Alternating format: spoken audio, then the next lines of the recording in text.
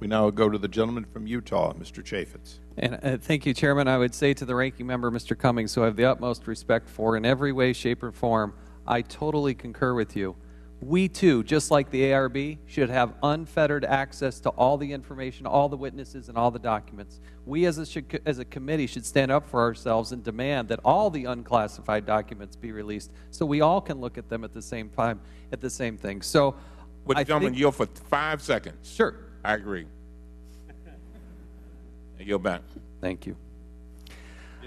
Yeah, one. Like basketball.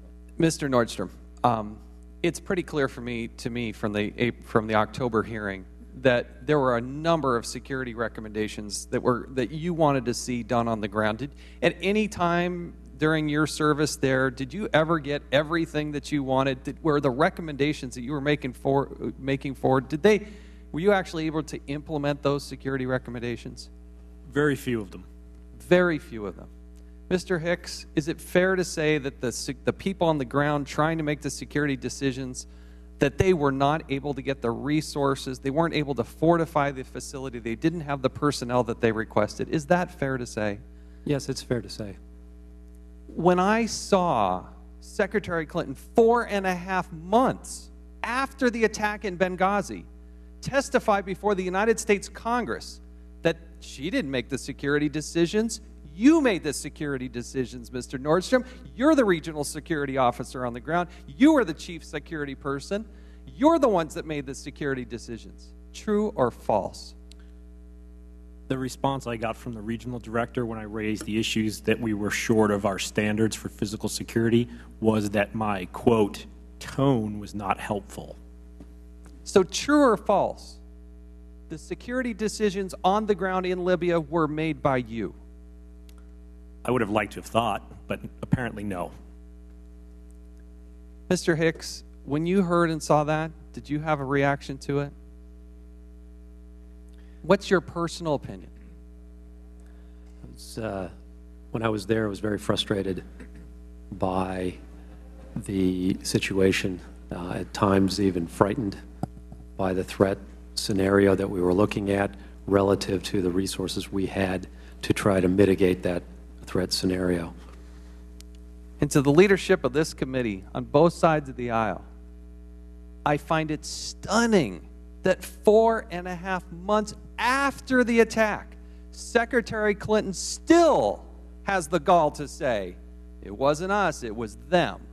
I take full responsibility, but I'm not going to hold anybody accountable, but it was them that made the decisions. That was not the case. I yield to the gentleman from Ohio. I thank the gentleman. Mr. Nordstrom, you testified in October there were 200 and some security incidences in Libya the 13 months prior to the attack. Is that correct? That's correct. Repeated attempts to breach the facility there. You repeatedly asked for additional security personnel, and it was denied, correct? That's correct. Not only denied, but it was reduced, correct? That's correct. And then 4.5 months after it all happens, the Secretary of State says, you were responsible for the security situation in Libya. That's what we have. That is exactly what we have. You repeatedly asked, send us some more of the good guys. They said, we can't do it. In fact, we're going to take some of them away. You guys are on your own. They made that decision in Washington. In fact, Mr. Nordstrom, the hearing ended in October. The only hearing we had last fall before an election hearing ended with you referring to the folks in Washington, your superiors, who wouldn't give you what you needed, you referring to them as the Taliban. Is that correct? Yes. Remember that? Can you remember that statement you made? Yeah, I've had a lot of questions about that metaphor. Understand.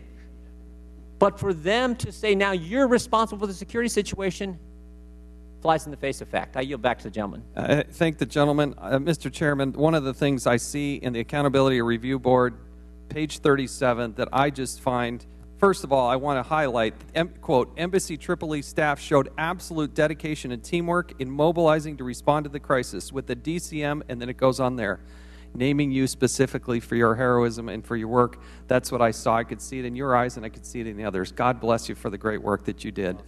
But the next paragraph, Mr. Chairman, I have a real problem with. It says in the third sentence, the board found no evidence of any undue delays or decision-making or denial of support from Washington or from the military combatant commanders. And as we've heard here today, that is not true. And the next sentence is the most troubling. Quite the contrary. The safe evacuation of all U.S. government personnel from Benghazi 12 hours after the initial attack, that's not true. There are 4 people that were not safely evacuated. And at the very beginning of the ARP, it says, quote, "Those who cannot remember the past are condemned to repeat it." I think that's true. We always have to remember them. And we can't allow this ARB to say that everybody was safely evacuated, because they weren't. But there was an awful lot of heroism. I thank the gentleman. That's so true.